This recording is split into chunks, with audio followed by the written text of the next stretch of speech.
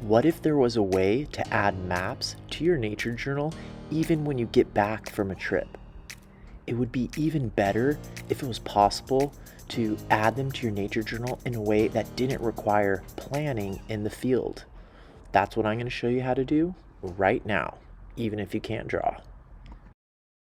Well, you could print out a map and just Mod Podge it in or glue it in or tape it in, but you could also, that would, cover things up. But what you could do is add in a fold out. So these are ones that I did really quickly and I don't think they're that great looking, but see how this basically creates completely new real estate in your journal. So if I did something like that, I could draw a map on a separate sheet of paper and then tape it in, and it could even fold out in a nifty way over this one, and then it could include extra information. So I might try to do that if I take paper from another place and tape it. I don't have tape with me right now, but this is a good reason to include tape and kind of have some tricks in your belt for ways to add three-dimensionality or sort of junk journaling techniques to your nature journaling so that you can add things to your journal afterwards.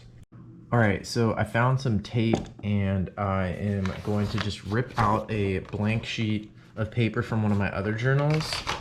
So what I'm going to do is I'm going to cut something out that looks about the same size as the one that's already in there. If I were using glue, I would create a slightly longer piece of paper and glue that onto the journal and use the paper as the sort of hinge.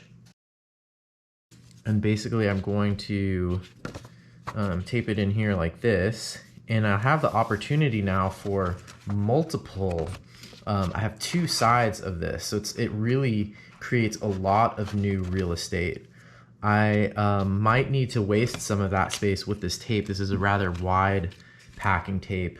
I could also cut the tape down the middle or make smaller hinges with it. So let's see what I can do with this tape.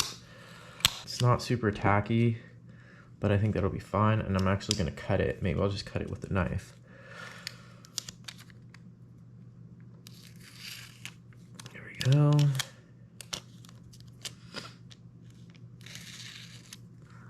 All right, so now I have these two hinges. I'm gonna go ahead and apply them. I could put down color before I apply these, but I'm not gonna get that artsy with it because I don't want to get overly perfectionist. I just want to do this and get a map in here. All right, look how easy that was. So now I have an awesome hinge. I'm gonna push it down a little bit here. An awesome hinge. Maybe I should have done the art. I should have done the art on this side before I put it.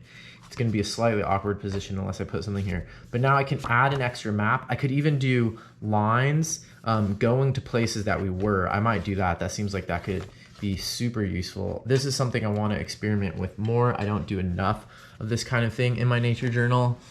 I don't think that many people are.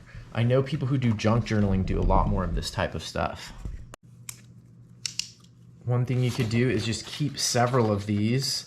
I'm gonna cut this, actually I'm gonna go ahead and tear the rest of it, but I'm gonna keep several of these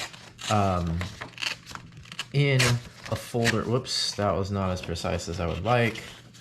I'm gonna keep several of these in a folder inside of the back of my nature journal.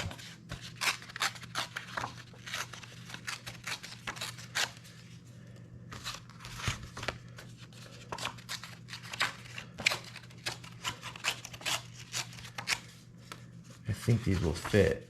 So in this journal, as an experiment, I put an envelope here, and what I'm gonna do, and I wanna experiment with this more in the future, is I can just keep these extra sheets of paper here for when I run into situations like this. Without overthinking it too much, I'm just going to freehand draw a map of the area where I was based off of looking on Google Maps. Watercolor is a great way to add character to your maps quickly and easily. Gonna add a few more details in here without overthinking it because I just want to get this done and not procrastinate. All right, so a little update here. I ended up pulling the sheet off the way that it was folded over. The way it's finally gonna sit here was too awkward to paint on.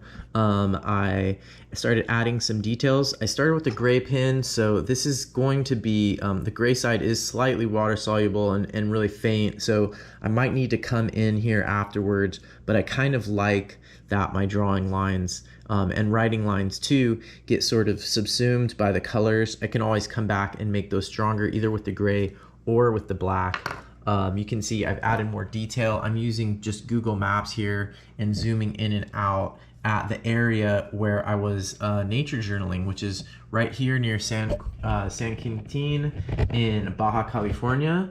And this is a preserve, part of a reserve or a preserve. And I'm just trying to get some of those general colors. It's really easy to use Google Maps for basing your maps off of. And I'm just freehanding it.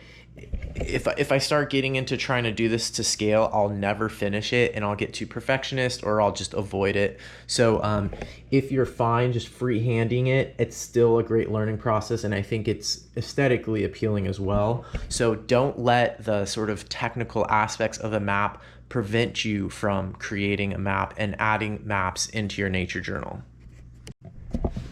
All right, I think that's enough detail that I want on this map. And what I can actually do is I can, it would have been great if I had this map during the trip. So this might be the perfect kind of nature journaling pre-trip thing to do, is to make these maps, and then you could even have them ready to tape in to different places in your journal where you might need them, and it would be easier to create sort of like a reference system. This would have made my understanding of the place a lot better before going into the trip, and I could create a reference system with either symbols or letters, and then when I'm doing my writing, or even when I'm doing my metadata, I could refer to those symbols on my map. So what I'm gonna do now is I'm just gonna take it and tape it in, and I might start doing some stuff on the other side. That is where I could do some after the fact kind of adding of information, such as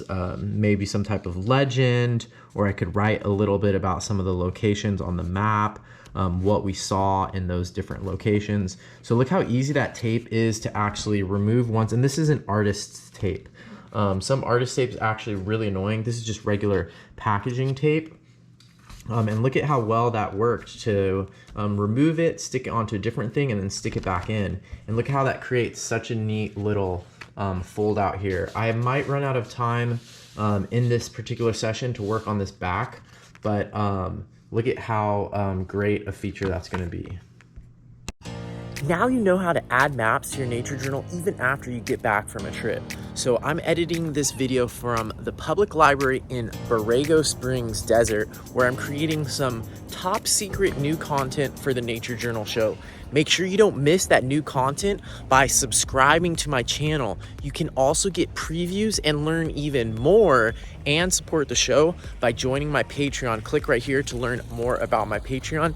And if you can't wait all the way until next week for the next episode of the show, check out this playlist here.